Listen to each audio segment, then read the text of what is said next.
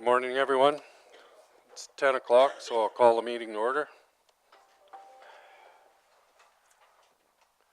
Couple things today before we get into it.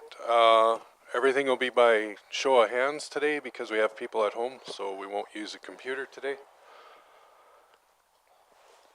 And make sure you're using your mic when you speak because we have the people at home. They can't hear anything that we're talking about here unless the mic's on.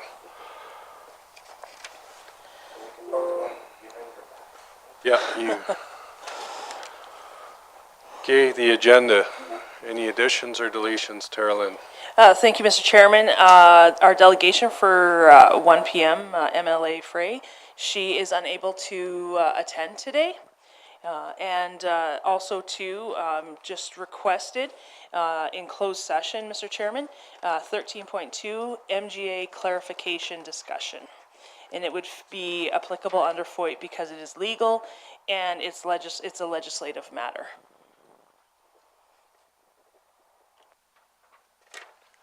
Okay, thank you. Any questions on that? Not seeing any. Blaine's gonna move the agenda with the addition and deletion. Vote. Mr. Chairman. Carried. Okay, I'm gonna open the public hearing.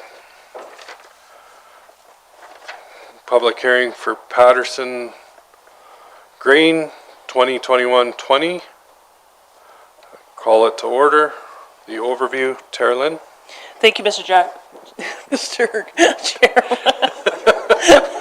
Oh, it's going to be one of those days today, Here isn't we it? go. Oh, hoofda. Okay, so some background. So in January 2021, administration presented to council a request to close and consolidate a portion of Road Plan 971-1844 into Patterson Global Foods Incorporated title.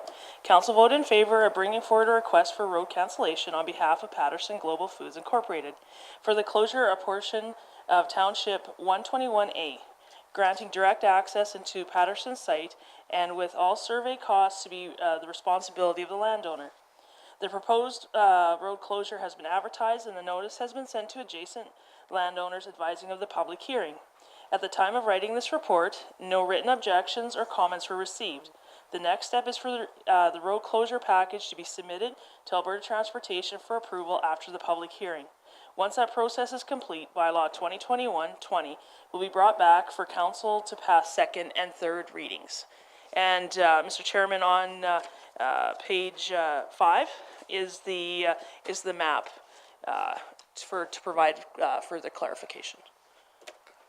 Thank you, Tara Lynn. Does anybody have any questions for Tara Lynn? Shane? Why does Alberta Transportation need their blessing on it when it's on the north side of the tracks and nowhere near the highways?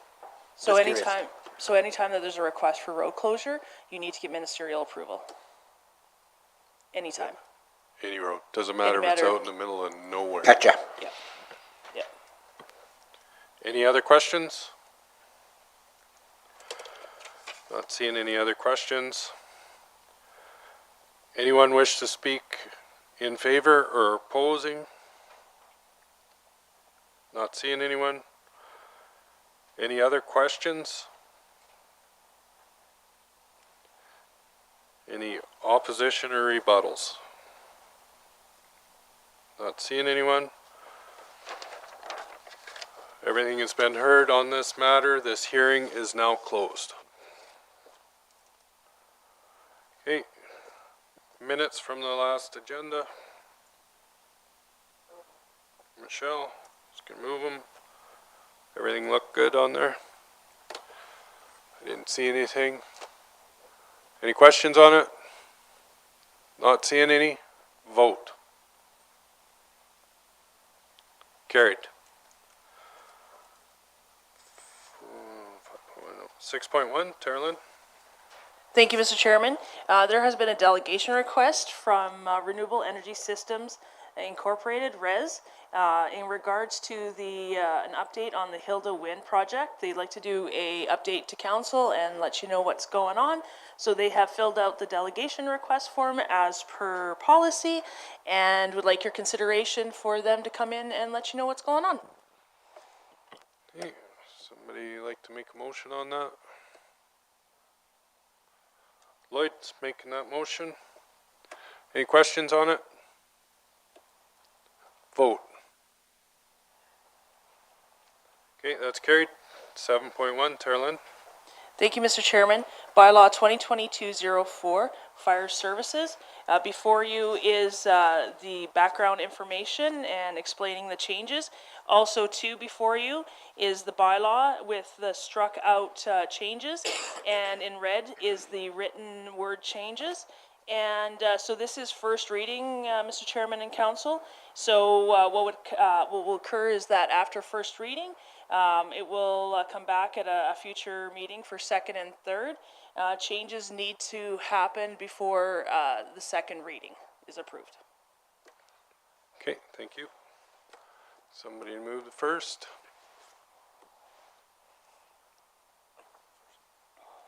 Blaine, let's move in the first. Any questions on the first?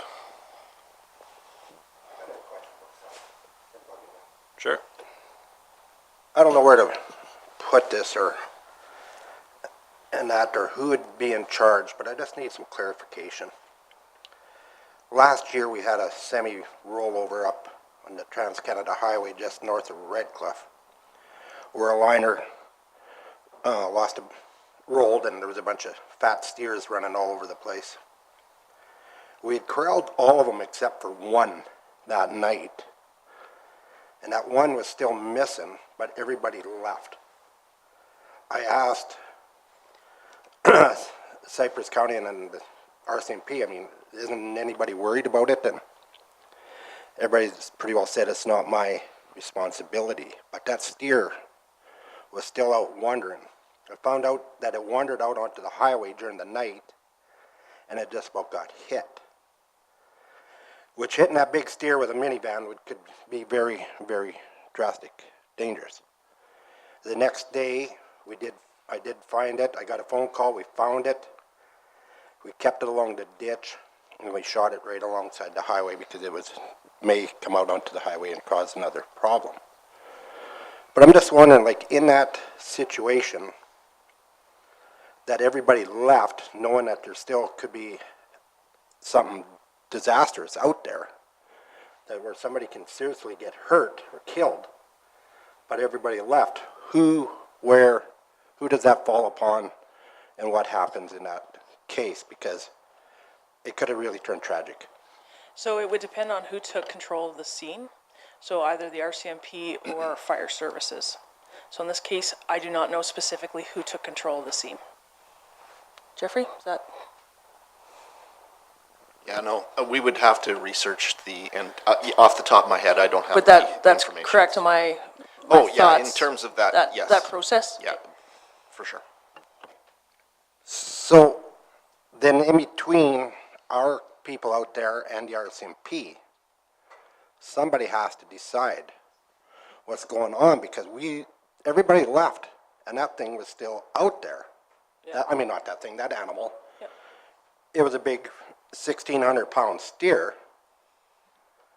and it was white, Yep. you know, so I'm just wondering who and what happens there. So, yeah, it depends on who's taking control of the scene. So we'll look into it and we'll get back to you. Yep, in that case. Who took control of the scene? Well, I don't think he's looking for that specific who did what. He's looking what happens in a case in the future. Yeah, It so it depends doesn't on- happen Cover again. ourselves. Yeah. What happens? So it depends on who took control of the scene. Yeah. If it was the RCMP, then they would be the ones that make the judgment call on it, or if it was Fire Services, they would make that call. So I guess we do need to know so we can, if it was us, and I'm not pointing fingers, but if it was Cypress County Fire Services, we can't let that happen again. Yep. Is that what you're alluding to, Shane? That's what I'm getting at. I mean, And I can't answer who was in control of that scene. I don't know. Yeah, because I mean, I wandered around for an hour afterwards Yeah. with just headlights, but all these other vehicles and cops and that all have spotlights. Yeah. Yeah. And Appropriate lighting. I'm just wondering, down the road, To be cognizant of those sort of things. Yep. so then our fire chief should be saying, or our coordinator, Yeah. should be saying to the RSMP, there's still a missing animal here. You guys gotta go find it. There should be communication such as that in place, yes. Okay. Okay, Jeffrey, sorry, I got a glare with the, No, yeah, thank you. And really, I think this particular situation is probably outside of the scope and the purpose of the fire services bylaw. But I guess I guess one of the challenges is to make sure that, you know, with any type of cargo that's being transported, in this case, live animals, you know, I guess you can check the manifest as far as, you know, how many animals are supposed to be present and accounted for. And sometimes that can be difficult if, you know, and I guess if, assuming that the records are accurate too, right? Because there's probably situations where it shows that there's, you know, X number of animals, and for whatever reason, one didn't get loaded on, or whatever the case may be, right? So then it can be the situation where, is there still an animal out there that's missing? So those kind of scenarios do become quite challenging when they're scattered around and trying to have to round them up. So definitely appreciate the concern of having the animals still at large. So yeah. yeah, I think Shane was alluding to the point that it's knowing that it's out there. If you miscount and that's an accident, but actually knowing. Okay, any other questions on it? Yeah, Dan, I have Richard? one. Yeah, I remember last year, I heard something about a conversation about the size of the water tanks required. Where I'm on section 18 Fire Watch, 18.3, county and contract fire suppression units shall have no less than 200 gallons of water for fire suppression and shall always be manned.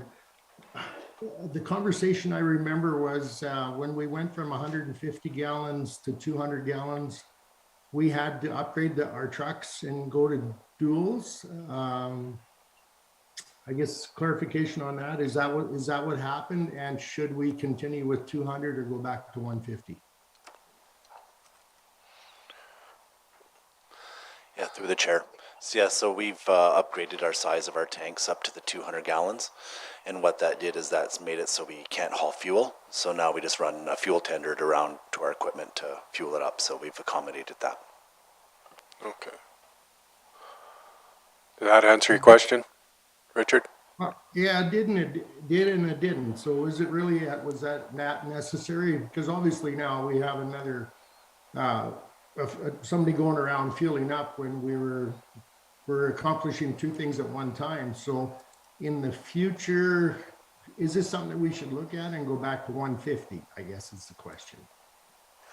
Through the chair. We've actually, we'll be putting them on this year on a 550 chassis. So we've made the expenses and we've upgraded from a 3/4 ton to a 2 ton. So now we'll be following around with a 2 ton. Okay, so it was a bit of an expensive upgrade, not realizing the consequences from going from 150 to 200. Yeah, through the chair again. Yeah, that was brought back to council. So council was aware of the capital cost, going from 150 to 200. So just leave it alone then? All right, gotcha, thank you. Any other questions? Michelle? It's not really a question. I know everybody picks on me because of my grammar and doing that, but somebody should read 11.3. Doesn't make a whole lot of sense. There's a couple things in there. And I'll just leave it at that. 11.3 needs to be massaged for grammar. Well, yeah, Sounds a good. couple of things. There's some words like, yeah, it says, the written notice costs imposed mailed by county. It should be by the county, and there's just, yeah, just massage it a little bit to make it make more sense, is all. Sounds good. So for when second and third come, so then it'll be cleaned up. Okay. So it's not so, Yeah, and I guess my question through to the chair. Would you still like to see the track changes with all the changes, or would you like to see the final cleaned up presented version so it's easier to read. so it's easier to read? Obviously, we do this so that you can see what is actually being deleted and what's being added. But I just wanted, for clarity, to know whether you'd like to see the final sort of clean version of what would, for second and third reading. What I would recommend is that we can throw this in behind it and then have a cleaned up version in front of Sure. it. This will be great. Yep. Yeah, I just need the direction of which to follow, so that's Well, I appreciate the first one of what you guys have done, so we can see what you're changing and why. Yeah. But yeah, it makes it messy. The next one should be the clean version. Yeah, and just for council's understanding, and it was written in the report that we did send this off to our legal representative for their review, and so obviously nothing in the or there really isn't too many really significant changes to the bylaw itself, but there are a number of changes, and that was at the recommendation of the lawyer. Okay, any other questions? Shane? Do we, under like 18.1 and 18.2, now with the fire, following the moors, even like late in the fall, sometimes we're mowing when there's been snow on the ground, do we still have to, because it reads that we have to have it following? Can we maybe put in there that some common sense or public works can at times deem it that the fire trucks aren't necessary? So Because when there's snow on the ground and we got a fire truck following, we do have ratepayers saying, well, that's sort of a waste of. So what money. could be put in there is a, like, 18.4, the wording could be in there that, upon consultation with the fire services coordinator, the director and the CAO, the truck following suppression, that's not the words we're gonna use, may not be utilized if, weather conditions permit. Is that kind of what you're thinking? It's exactly what I'm thinking, because if there's snow on the ground, I mean, we get caught in the fall and we get a dust in the snow with no use. Yeah. I've seen it, and the ratepayers saying, well, Why are they still following? why are they still following? You ain't gonna start nothing. Yeah, no, fair enough. Yeah, if that provision's in there, yeah. Yeah, then, because the way it states right now, they can't do that. Yeah. That we throw the common sense out the window. Yeah. And I like the way you're saying it with three is making the decision, so it's not on one shoulder. Yeah. That's what I'd like to see, the 3. Any questions on that or comments? Not seeing anything else? I forget who made the motion now. Blaine made the motion for first reading. Vote. Carried. 7.2, Terlin. Thank you, Mr. Chairman. Before you is bylaw 2022-05, emergency management. It is recommended by administration that all 3 readings take place for this bylaw. And there's background for council's consideration. So changes now provide clarity and improve the coordination of local and provincial response efforts in the event of emergency and disaster, including wildfires, floods, and pandemics. And the bylaw starts on page 57. Okay, thank you. Somebody make first. Dustin, no, this is emergency. Shane, okay. Any questions on it? Not seeing any. Vote. Carried. Oh, I got dirty glasses and then I try to look through these partitions in here. I can't see anything. Second. Michelle? Any questions? Vote. Carried. Moving to have third, Richard. Making the motion. Vote. Robin, did you vote? Okay. Carried. Third. Lloyd? Lloyd's moving third. Vote. Carried. Thank you. 8.1, Terlin. Thank you, Mr. Chairman. 8.1, January capital update. So it is an update, the monthly update for capital showing actual versus budget. There is a background just highlighting some areas, and the schedule is on page 65. If there's any questions, please ask.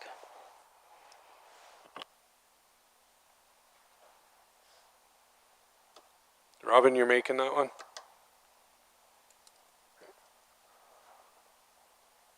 Any questions on it? Not seeing any? I'll ask for the vote. Vote.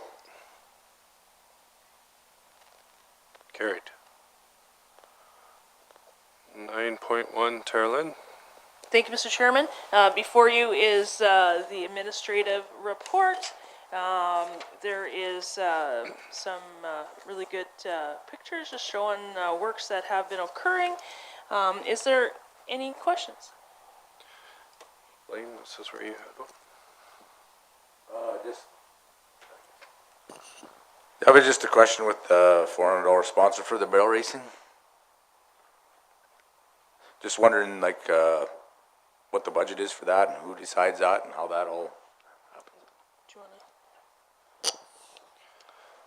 Yeah, so I guess it comes out of the economic development budget for promoting the county, and as advertising for, as part of our strategic planning, we have trying to promote the county to the community, and so it comes out of the economic development budget, and so that was basically my decision to approve the sponsorship. And in 2021, we approved a similar type of sponsorship for a cowboy poetry event that was held in Medicine Hat, and it gets the Cypress County name out there that we're supporting, you know, these smaller types of community events.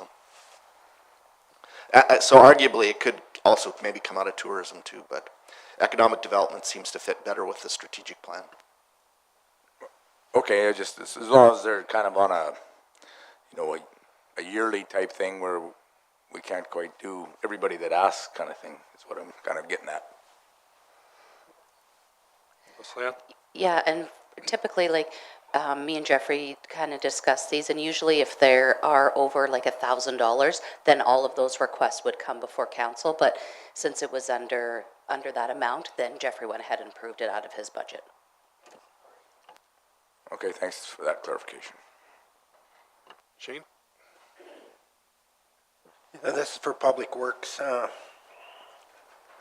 That picture of that hi-ho isn't bringing up very many rocks. No.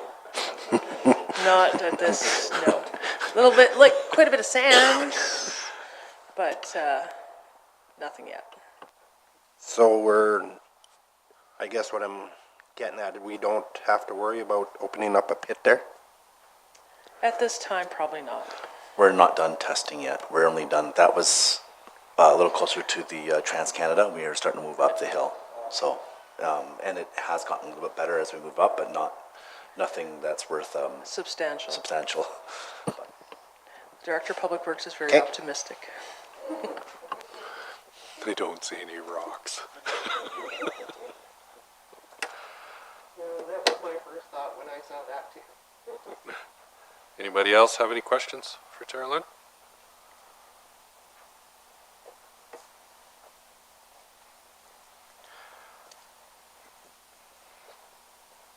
Not seeing any. Oh. Richard, sorry. Oh, you're just voting. I didn't ask for the vote yet. Just wait. You're in a hurry. You're at home. You can have a washroom break whenever you want. Okay, not seeing anything. I'll ask for the vote. That's carried.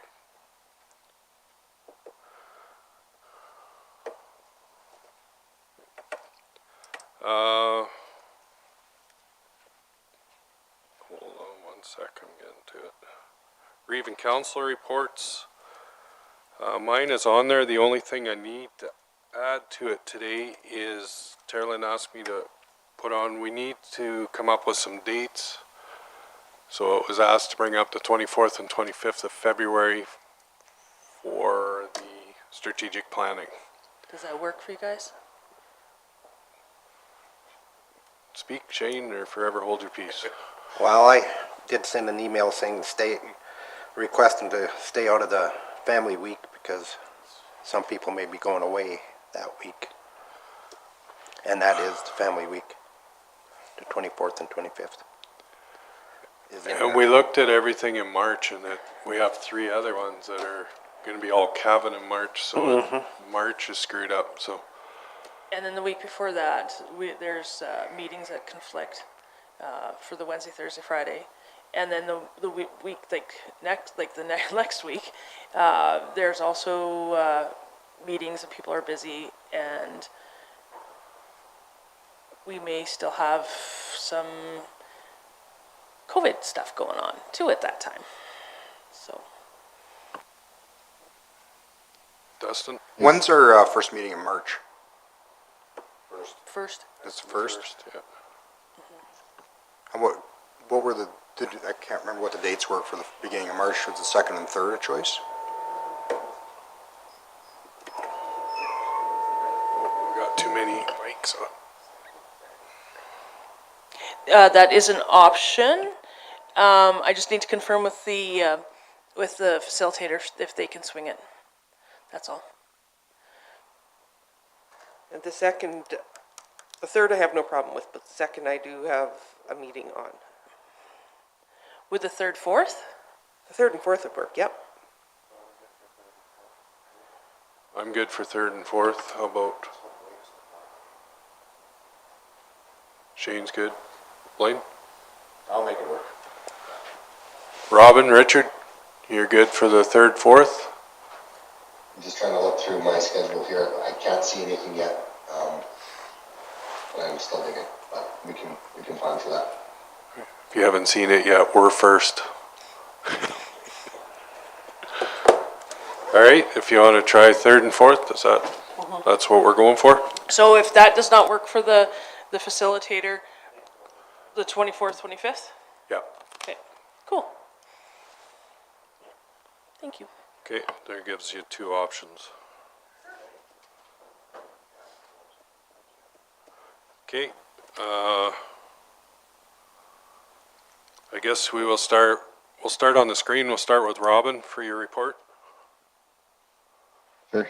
Thank you. It's been a couple weeks of not feeling real great in the Kirpywhite household here, but last week I was able to attend a meeting there with the what was the official name of that group, Dan? Is it the Badlands Agricultural Group? Yeah. I think I heard that's what they were called. So attended that, and while sick and virtually and unable to present, I did attend the Foothills Little Bow meeting as well. So beyond that, with the Kirpywhites have COVID, we've got 6 out of 9 people in our house that are currently sick. So I am hunkered down, trying to stay warm. That's it. Okay, thank you. Richard? Friday, January 21st was that Foothills Little Bow meeting. It was a very informative meeting, and it was really good to hear the support that's out there for Halo. On Monday, January 24th, I sat in on the Zoom meeting with Minister McGyver, and he's listening. So that's all we can tell you right now. He is listening, and so it was positive. And then on Wednesday, January 26th, Dan and Steve and I went to a meeting out at Glen Abel's farm. It's the Badlands Agricultural Peer Group. And they had requested a meeting last fall to discuss tax increases. What we noted is that most people are not removing their requisition part of their taxes when they look at their totals. So therefore they think that we're getting that full amount when in reality, we're getting not quite half. And Robin was there, as he said, to represent FCM, and so he helped us on the tax part. We will meet with them again down the road. We spent 2 hours with them, and we'll do another one maybe at their invite. And then on Friday, the 28th, using Zoom, I attended an economic development for elected officials course, and it was really, really good. Just opened your eyes to how big and encompassing economic development is. And that's it. Okay, thank you, Richard. Shane? Yeah, I attended a Little Bow meeting there in Lethbridge, and it was quite informative. Last week I was at the Ag Service Board conference in Edmonton, where it was very interesting. They had some very good speakers. The lady that did the motivation speech was really good. She was a young lady from Utah that was a high school rodeo champion. She got herself in a wreck and got paralyzed from the waist down, and is now back rodeoing, and has rodeoed at the biggest American rodeo in the United States. So it was quite the speech she gave, and about all what she went through, and her the accomplishments and the pain and everything else. Also, what they learned there is, which we don't have here thankfully, but up north, the wild boar problem is really, really getting out of hand, and we have to stay on top of it in case it sneaks down here, because it showed a video of this guy silaging his corn, and I bet you when he got to the corner, I bet you there was 100 wild boars come running out of that field, and they do a lot of damage to the ecosystem and to the cropland and to even the sloughs, because they root in the mud, and it is unreal. So there was a motion brought up, and it got defeated, that they wanted to limit hunting.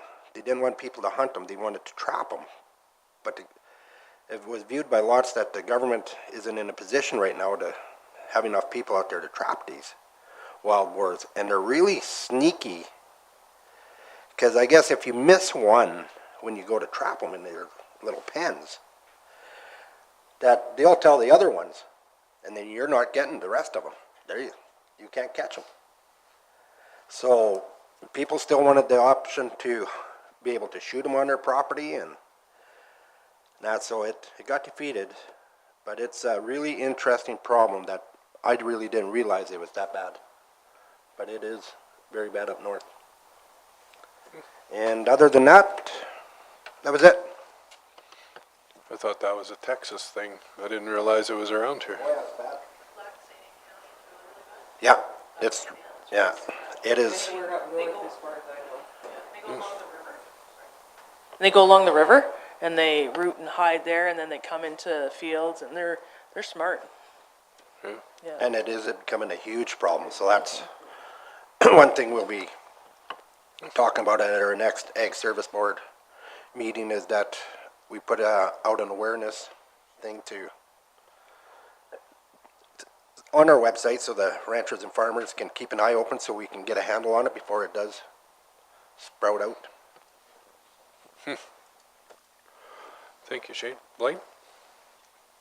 Yeah, pretty quiet in my ward. I did have a library meeting on the 18th, finalized the budget for 2022. And other than that, I was busy with personal stuff for the end of the month, so never was able to attend those other functions. Thank you. Michelle, you sent yours in, but do you have anything to add? I do. After I sent in my stuff, I attended my provincial FCSS meeting, And in that, there was, they're having, in certain areas, a real challenge for affordable housing. And they're finding that lots of people are living in hotels and it's costing them money, or their vehicles. They're having a really bad problem with that. There's still a big division over the vaccines. There is a program that I know at Cypress View we had wanted to get the seniors to have Zoom meetings with teenagers and stuff like that, but a lot of them don't know how to use the technology. And that isn't a problem that's just right here, that's all over the whole province. And there was one person, or one community, that saw this, and instead of using, or trying to hook up teenagers with seniors, they're going with grades 4 to 7, and they're teaching these kids how to write letters to the seniors, and asking them questions like, what was life like when you were our age? And then the seniors write back, and apparently this is a huge hit. So I have talked to our new CAO at Cypress View Foundation and hooked him up with some teacher friends that I know, and by the sounds of it, that's going to happen here, and everybody's fairly excited about it. The Alberta supports, there's still a huge issue around that, and the reason for that is because the government has deemed it a non-essential service, which means they're closed all the time and nobody can get any supports. So they're working on that. And oh yeah, and for the fall convention for the FCSSAA is November 15th to 18th, and there is a $500 grant, whatever, they'll give $500 to facilitate the regional spring and fall meetings in person. So if you need money to have those in person, there is $500 that you can apply for. Oh, and the other thing was that for the Foothills Little Bow that I forgot to put in my thing, was that they said that we're having the convention, the RMA, in Edmonton, but they don't know that everybody is going to go. They figure you should, if you want to go, you have to apply early, because they're thinking that there's probably only going to be a maximum of 500 people. And I think that was it. Thanks. Lloyd? My Elkwater was pretty quiet on the 28th. Attended that virtual meeting here in Chambers with the help. Yeah, it was good. I really enjoyed it. I did learn a lot from there. I've had just about 4 or 5 phone calls that I have to talk to the Reeve about some businesses that people are looking forward to trying to start out in Elkwater. So, and that's been it so far. Dustin? Really quiet for me for the last 2 weeks. Yeah, I've got nothing curled in the cattlemen's over the weekend. We got stomped really, really hard, but it was good networking with a lot of guys from all over the country again for that. So, Hey, thank you. Anybody have any questions on any of the reports? Not seeing any. Can I get somebody to move the report? I had 4 sure's at once. Dustin's moving the report. Thank you. Vote. Carried. 11.1, Tara. Thank you, Mr. Chairman. 2021 bylaw services update. Before you on page 74 is the background, and then on 75 is a pie chart breaking it out from Instant. And is there any questions? Thank you. Does anybody have any questions? Michelle? I guess I'll move it. I'm just curious if anybody else can actually read what's written on 75, or if I'm just having issues with that.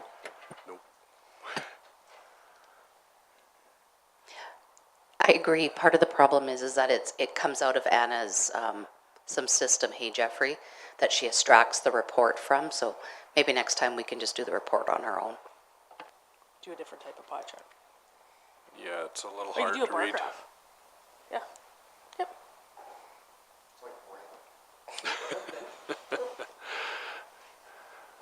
With that, I'm not seeing any questions on that. Other than a clearer report next time. can we get a clear one next We can put in a bar graph. Yep. We can Okay. do that.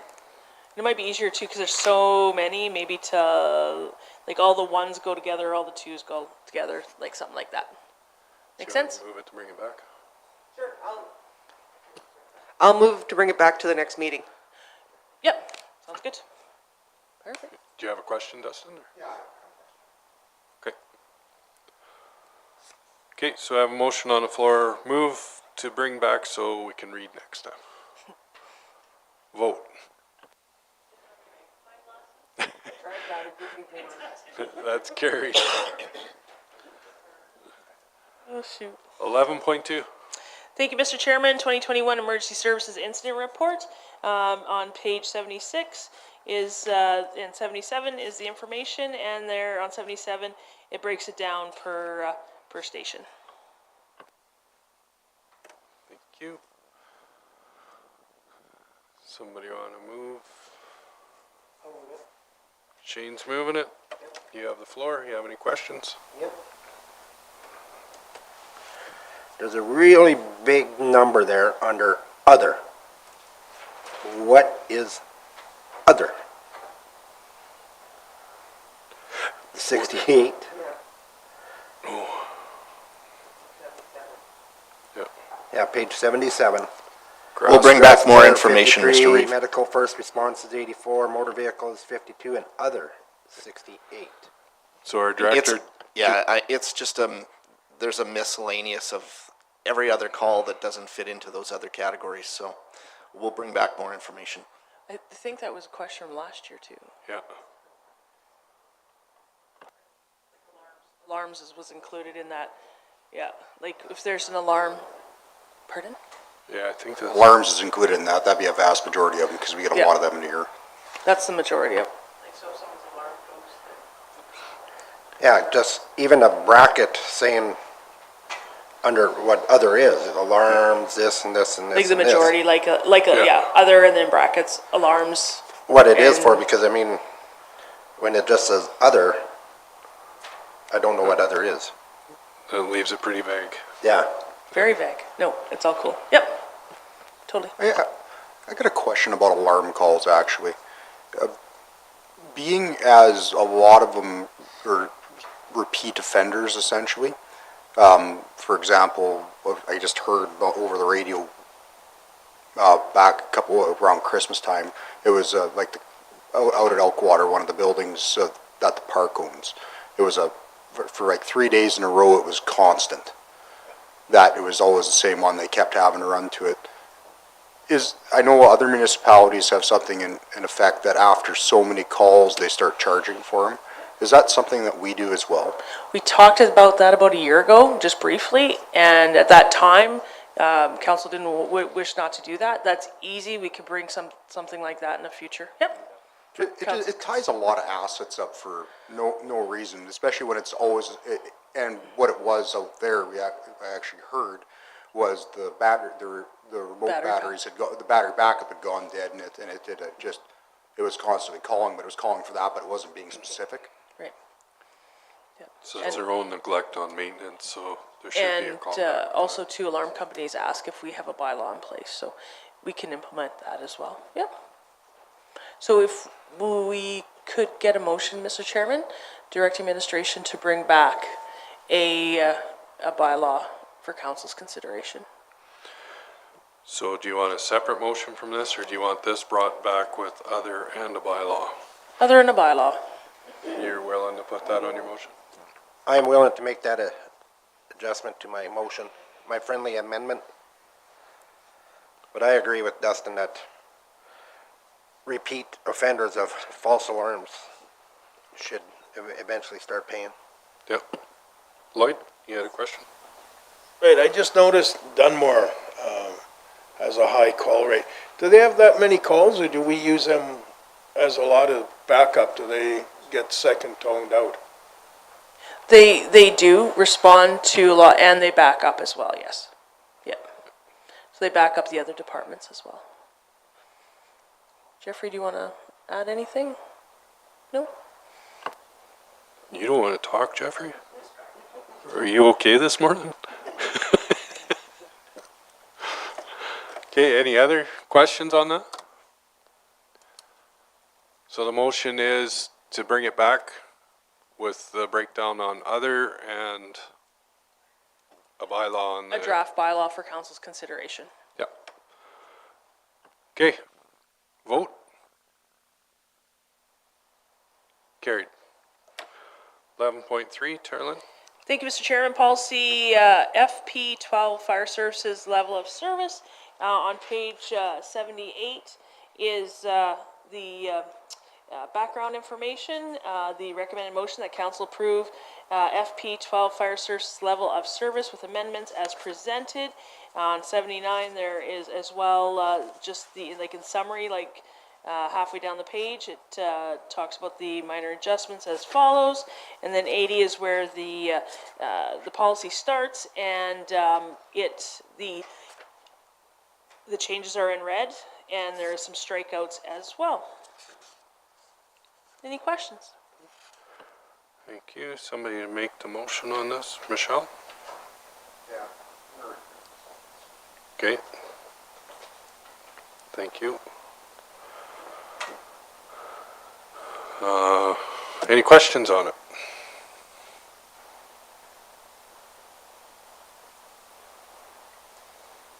Well, I went through it. I didn't have anything on it, so. It all looked good to me. Not seeing any questions on it. Michelle made the motion to approve. Vote. It's carried. Dustin, back in. 11.4, Terlin. Thank you, Mr. Chairman. March meeting schedule. The second regularly scheduled meeting for March 15 falls during the spring RMA, so administration is suggesting to rescheduling it for the week after, for the 22nd of March. This still leaves 2 weeks in between the 22nd and the first week of April.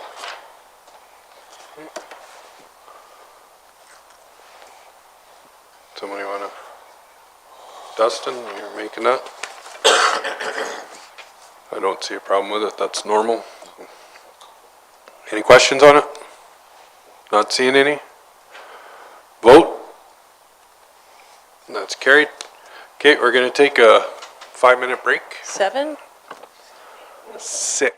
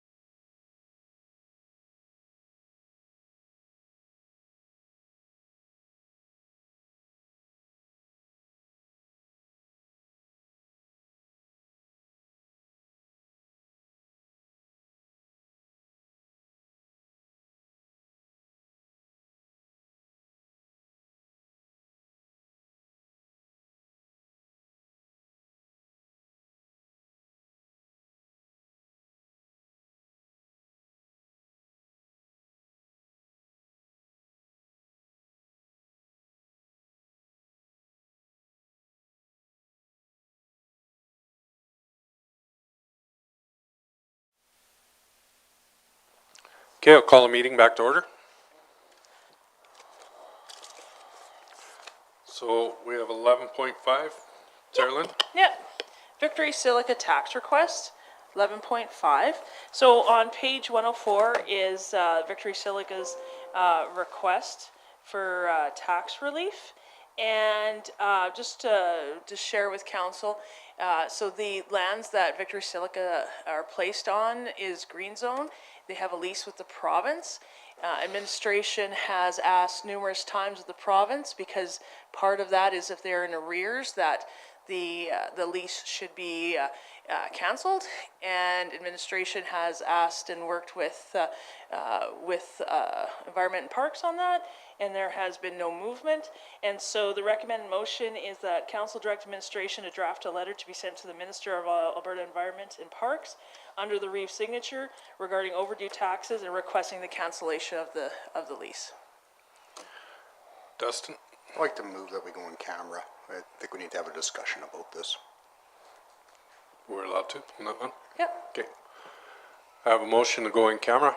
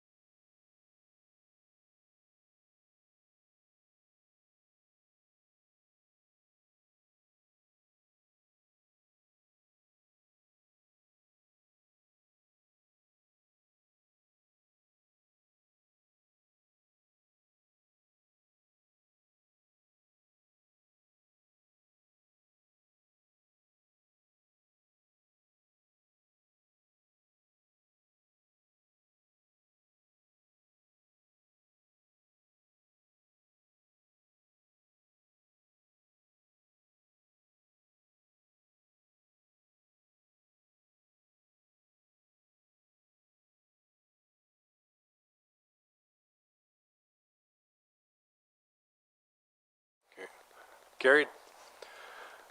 Okay, we're back in. Do you want to let Justin? No.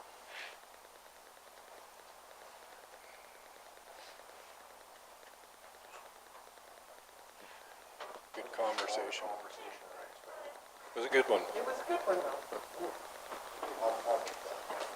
Okay.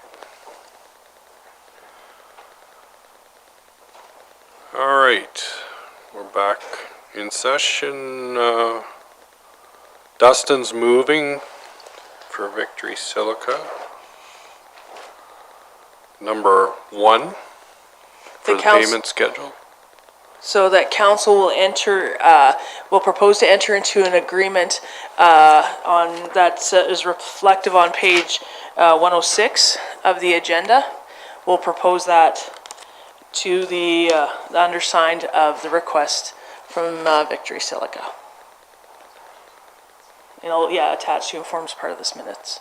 And to send that letter. And Do we want then, a separate motion on that? Yeah, I do a separate motion. Okay, so that's the motion for that, is to enter into the agreement on page 106. Any questions? Vote. Carried? Okay. Motion for that. Yeah. Letter. Blaine, you're gonna, Yeah, I'll make the motion that we. I'll make a motion that we send a letter to the ministry that we have entered into this agreement, and if no action is taken, there'll be repercussions, or however you word it. There'll be a further request of pulling requesting to pull the lease due to default on property taxation. you're just giving them a heads up and keeping them in the loop. Yep. Okay, any questions on that? Not seeing any? Vote. Carried. 12.1, Terlin. Thank you, Mr. Chairman. Before you is an RFP for Cypress Hills Elkwater project request from Alberta Environment and Parks. This has been presented to council, just shared the information a couple meetings ago in regards to the Elkwater town site projects, infrastructure projects that that AEP has requested. So on page 109, there's background where it shows the income from property taxation and then the expenses that Cypress County incurs. And then further, just the more background information and previous information that was presented to council. Administration is recommending that the county contributes and commits for capital projects to the Elkwater town site and the interprovincial park in the amount of $50,000 for the years 22, 23, 24, 25. The details can be worked out if council wishes to go down here to provide that funding. Cypress County, we're very fortunate that our citizens are subsidized from linear assessment, and this would be a contribution in good faith to AEP. So it's a suggestion, food for thought. Okay, thank you, Terlin. Anybody have any thoughts or comments, or want to make a motion on this? Oh, Robin, go ahead. Awesome. Yeah, I'll move recommendation number 1.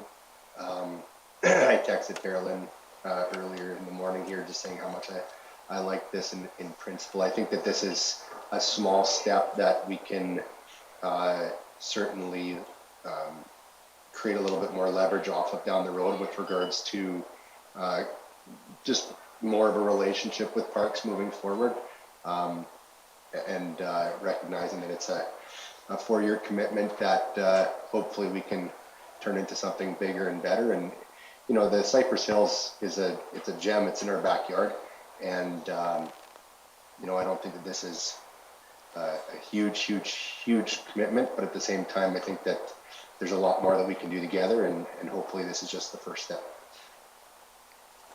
Hey, thank you. Any other comments? Shane? I've had enough of this. Here we go. Here we go. We should be adding a luxury tax up there. Balance it out. The hidden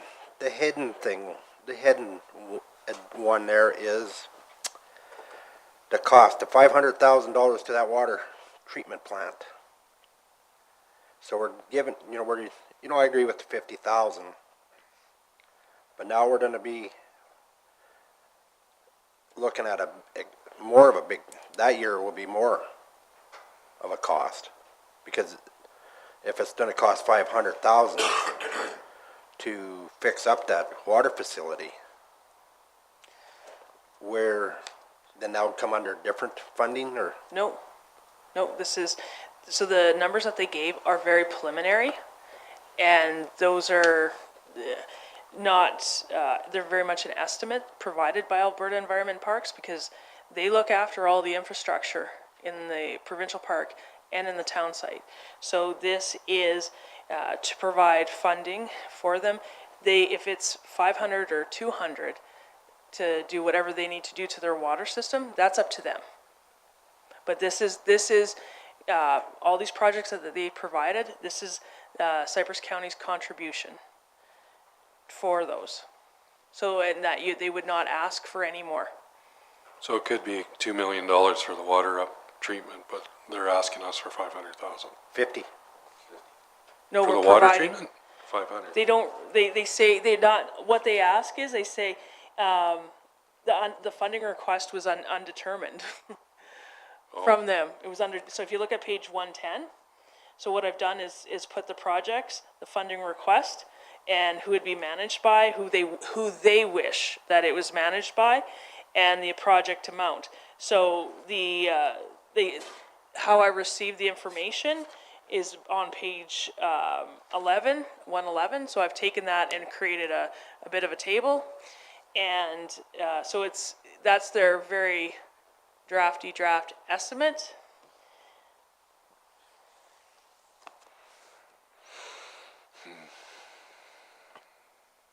What I'm getting at, they could, and probably will, come back for more funding towards that water treatment plant, because they're saying that total project cost is estimated at 500,000. So we would only be putting in 10%. So that year we'd only give them 50,000, and that would include everything. That's what the intent of the motion is, of the recommended motion. But at any time, council can modify, vary, or change your motion. So at any time, you have the authority to do so. So in 2023 or 24. Richard and then Robin. I'm going with the idea that you tell them right now that's all they get is the 50 grand, and they have to figure out their budgeting for the rest of it. So you're just giving them a heads up on it. Hello, but this is all you get. Robin? So the reason why I like this as a small starting point is that, we've got a pretty good team in the county when it comes down to finding grants. You look at the 120 as an example, like Kim's like a dog on a bone when it comes down to finding provincial and federal money. And with the water treatment plant coming down the road, I think that this needs to be viewed in the same way as we view, some of our relationships that we have with Red Cliff and with the city of Medicine Hat. And I think we've signed a couple of letters as of late stating that, we have regional interest in things as they do an application for a grant. Just like Richard said, if we say, listen, we're committing to 50,000 a year for these 4 years, that's what you can expect and anticipate. However, if projects come up that you want us to support your request for grant funding, I know it's a government entity looking for grant funding, but I also know that sometimes they struggle getting grants. And if there is a regional or kind of like an intermunicipal type of collaboration going on, and we're able to assist by simply supporting their ask for funding, there's different ways that we can try to help them out over and above without committing to giving them more money. So, I think that keeping it crisp and clean at the 50,000 a year and nothing in the future. But at the same time, if they're looking for support and finding grants, I think that that's advantageous to us and to them. Shane, you good with that, or? Oh, no, I agree. I mean, if the grant funding is totally different, it's just all of a sudden they come back, say, okay, we're going to do this water treatment plant, and we'd like you guys to put in 300,000. So, but like Robin said, just clear cut, $50,000 a year. If they need our support to request for grant funding, perfectly good with that. And if a project comes up like that, there's ability to provide a tax differently. Like a couple years ago, that was done for the sewer, I believe. And so you can, what would happen is that we would tax individuals there for a special local improvement tax, and then forward that on to the province. I mean, those things can happen, but we haven't got there yet. They are very, very preliminary on the things they want to do. Okay. Lloyd? Yeah, I was just gonna say, I like this because we give them 50,000, for example, for the alleyways. Then it's up to them to get the alleyways, the width, and the trees all done. We have nothing to do with it, and I think the cabin owners will be happy to know that the county is putting in 50 grand for the next 4 years every year, and it's up to the park to get the work done. Yeah, exactly. Michelle? Yeah, I agree with it too. I think it shows good faith on our part that we're trying, and they're not going to dump everything on us and make us, just leave it. The residents out there are getting a little something, and I think it just shows good faith. I like it. Okay. Well, we have a motion on the floor to do $50,000 a year for elk water for the next 4 years. Any other questions on it? Vote. Carried. Okay. We're going back in closed.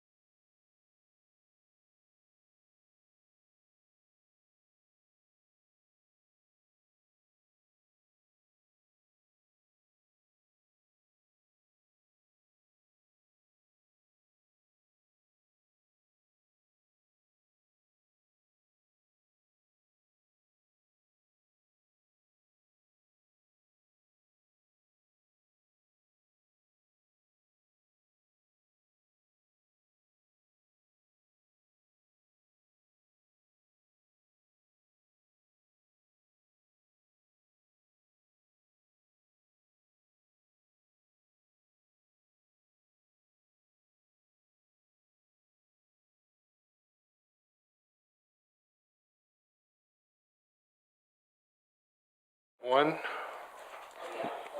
Yeah, Yeah. Robin, Robin came out out. of closed. Who is making the motion for 13.1? I can't. Shane? And that is as worded in camera? Everybody knows what it is? Any questions on it? Vote. Carried. The meeting is adjourned.